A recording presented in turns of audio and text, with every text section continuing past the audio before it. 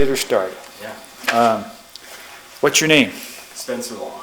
Spencer Long. Long. And what's your date of birth? 9/7/81. And where did you jump from and when? Grangeville, Idaho in 2007. Okay. Where were you born?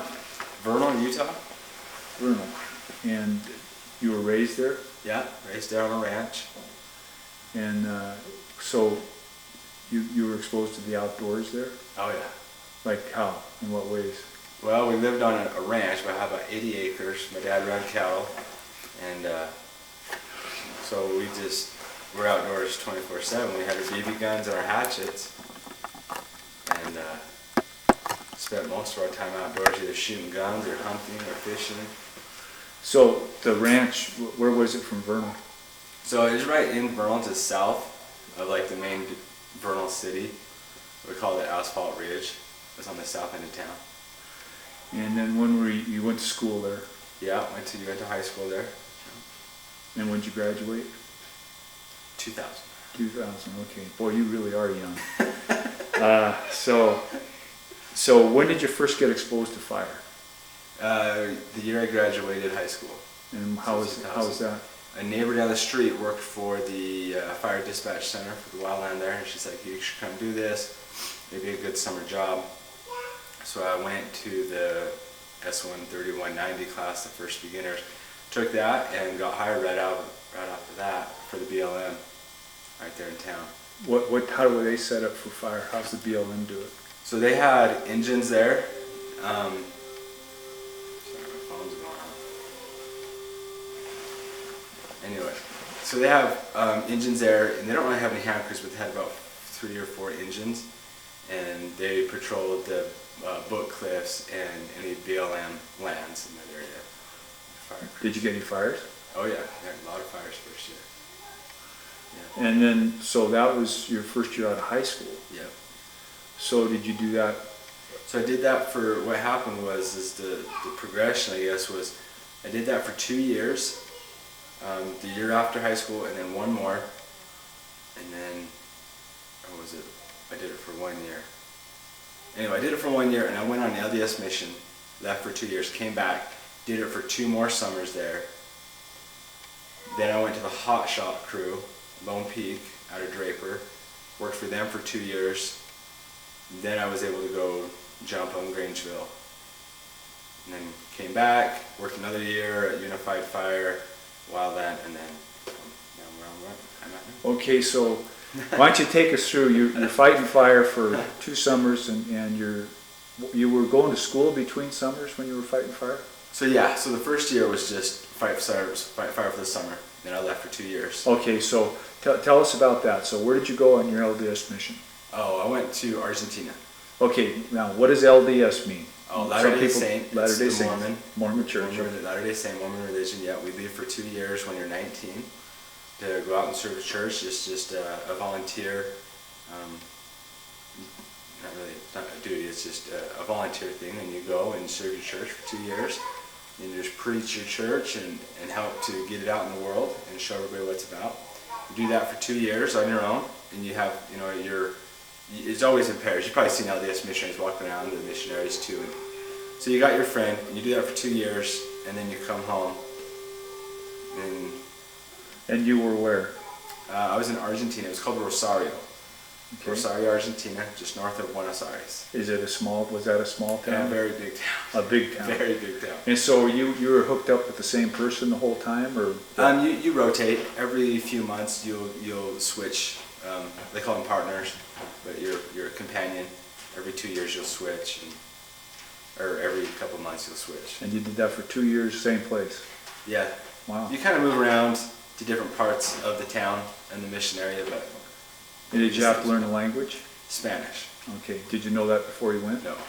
Okay, but you know it now. I know it now. Okay. So you came back from Rosario, Argentina, and your mission, and you were finished with that. And so what happened next? Got done with that, and then I came back and went right back to work. I did college for the short stint, and then I did the summer fire.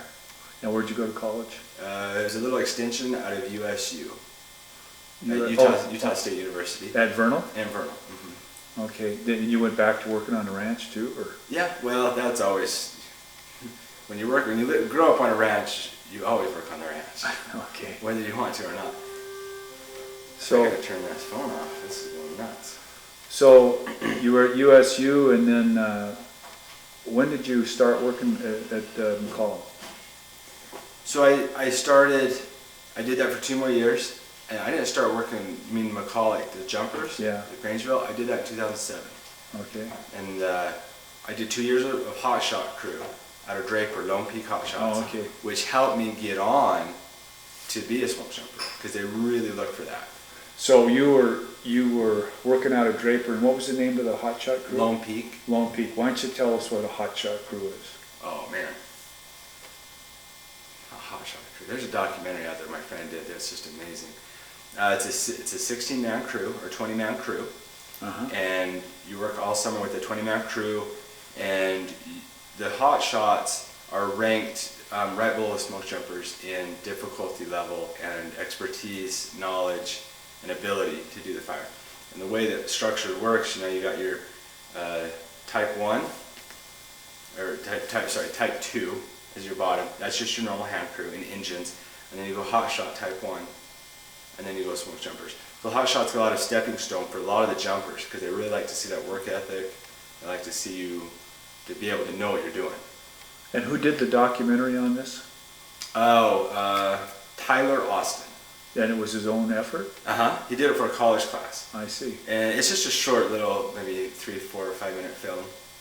Was it about your hot shot crew? It was about our hot shot crew. Are you on the film? In pieces. Okay. So during those 2 years, do you remember anything important that happened to you? I mean, what are some of your memories of that? The most fire I saw was on the hot shot crew. So where did you go? We went all over that year. We went Idaho, Montana, California. We even flew to Virginia for a fire. Tell me about that. What happened there? Well, they got a call to go to Virginia, which is completely random to send a crew that far away. Load up our bags, and when you're on a hot shot crew, you're available. You have to leave as soon as you get the order. You have to leave that day. So you're at work, you load up your gear, and we took off. We went to the airport, flew over to Virginia, and was on that fire for probably about a week and a half. Very different from what we're used to. How was it different? How was it different? Just the vegetation, the land, the humidity. I mean, we're used to Utah weather, just single digits. So we fought that one for about a week, and then we flew back. Where was that in Virginia? Do you remember? I don't remember the town. I don't remember where that was at. What was your biggest fire on the hot shot crew? Do you remember? I don't remember the big. Oh yeah, well, one of the biggest was my first year. It was in Nevada, somewhere near Mesquite or Bullfrog or something like that, and it was a complex, which means one fire burned into another fire, and it just turned huge. We were there for 2 weeks before we got let go of that one. I don't remember how many thousands and thousands of acres it was. Any things happened that you remember pretty well? One, we were sleeping, and on the ground they said, okay, if the fire backs down, someone's on fire watch. If the fire comes too close, then they got to wake you up. Well, we got woken up, and I thought that was just, are you kidding me? We load up as fast as we can, pack all your stuff, and then the next day we did a fire burn, or a burnout, where we're going to trap this fire. We're going to burn along the road, and we're going to meet up with another crew over here. Well, as we got right here, a spark jumped the road into the slight sage that it was in the grass, and the next thing we knew, it was over 1,000 acres. And I remember running down the line, not looking up, putting my piss pump, we call it, your little bladder bag, running down the line, trying to put out the fire, and the guy tapped me on the shoulder and said, look. And I looked up, and I already saw it go over like 3 hills. And I was like, okay, well, we're done with that now. What about your second year? Second year, same place. We hot shot crews average about 1,400 to 1,700 hours of overtime in just the summer. We went all over Southern California, Northern California, Idaho, Montana. We went all over. Did you work with any smoke jumpers? or see any? On their hotshot crew, they kind of come in and out. I didn't see any jump. A lot of times the smoke jumpers will come in and be the command. So there'll be division, there'll be a strike team leader, because they're usually higher qualified, so they'll bring those guys in, but they don't jump to run big fires. The hotshots will get there after the fire's already blown up to thousands of acres. That's when we come and do our job. And most of the time the jumpers are more of an IA resource, and so they'll usually bug out once it gets IA means what? initial attack. Yeah. So, So when did you start thinking about being a smoke jumper? first year. My first year of fire. When you were still... When I was back in Vernal on the BLM, Okay. we were on a fire, and well, actually we weren't on the fire. We were looking down at the fire from these cliffs on Diamond Rim, and we had jumpers come in on a plane, and they jumped the fire, and we ended up meeting them later when we got down the fire, and that's when I said, I want to do that.